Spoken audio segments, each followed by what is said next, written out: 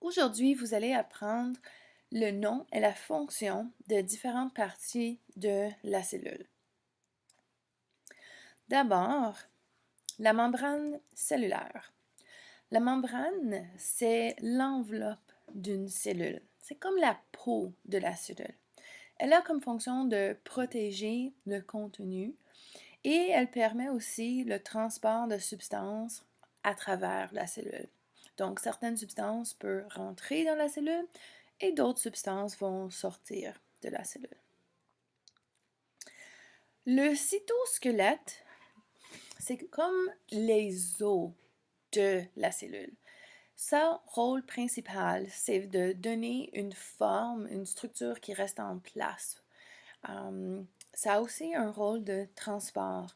Il y a des protéines qui peuvent se déplacer sur ce cytosquelette à travers la cellule. C'est comme si c'était une autoroute pour les protéines. C'est fait de fibres et de filaments. Je veux que tu imagines que c'est la même fonction que des os, par exemple, mais ça n'a pas exactement la même solidité que des os. Le cytoplasme. Le cytoplasme, en fait, c'est toute la partie liquide ou gélatineuse qui contient tous les autres organites cellulaires. Le noyau de la cellule, c'est une des structures qu'on voit le plus facilement quand on observe les cellules sous le microscope. Ça souvent ressemble comme un grand rond qui est très foncé. Puis, ça a un rôle qui ressemble beaucoup à notre cerveau. Alors, ça dirige toutes les activités, la fonction de la cellule. C'est à l'intérieur de notre noyau aussi que nous allons retrouver les chromosomes. Donc ça, c'est le matériel génétique ou l'ADN. Ça, c'est dans le noyau. Le noyau a son propre enveloppe. Son enveloppe se nomme la membrane nucléaire.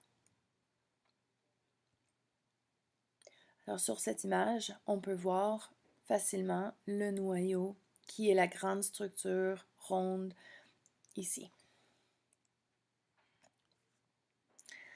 La mitochondrie est une structure qu'on retrouve plusieurs fois dans chaque cellule. En fait, il y en a plusieurs dans toutes les sortes de cellules.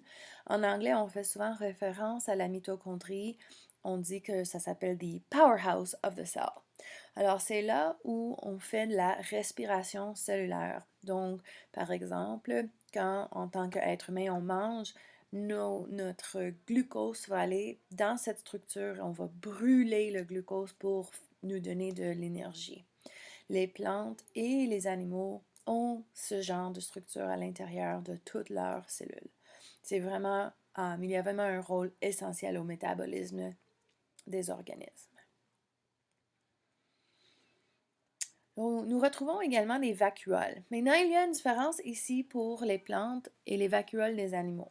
Donc, la cellule à la gauche, on a une cellule végétale. Puis, je veux que tu remarques que sa vacuole, elle est très grande, elle est très élargie, elle prend beaucoup de place dans la cellule. Et là, elle contient surtout de l'eau. Les vacuoles dans une cellule animale sont pas mal plus petites.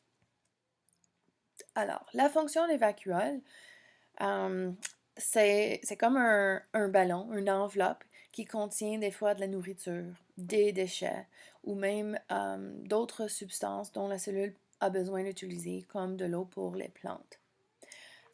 Les plantes utilisent cette eau remplie pour donner un peu plus de forme ou de structure à ces cellules.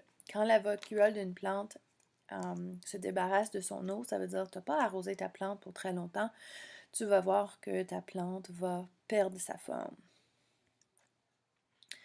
La paroi cellulaire est une deuxième enveloppe, mais on la retrouve seulement chez les cellules végétales. Alors, cette paroi-là, elle est pas mal plus rigide et elle est faite d'une substance qui s'appelle le cellulose. Elle sert également de fonction de structure pour la plante. D'autres organismes, comme les champignons et d'autres organismes unicellulaires aussi possèdent une paroi cellulaire. Alors, on la voit ici sur notre cellule végétale. On peut voir l'épaisseur de la paroi cellulaire, puis elle est à l'extérieur de la membrane cellulaire. Le chloroplaste. Alors ça, c'est un autre organisme cellulaire qu'on retrouve uniquement dans les cellules végétales.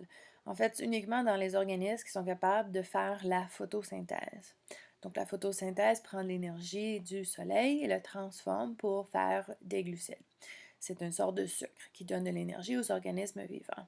Alors, seuls les producteurs, les plantes, peuvent faire la photosynthèse, donc c'est les seuls qui ont des chloroplastes dans leurs cellules. Ce qui donne cette couleur vert, la couleur verte au chloroplaste, ça s'appelle un pigment, le chlorophylle.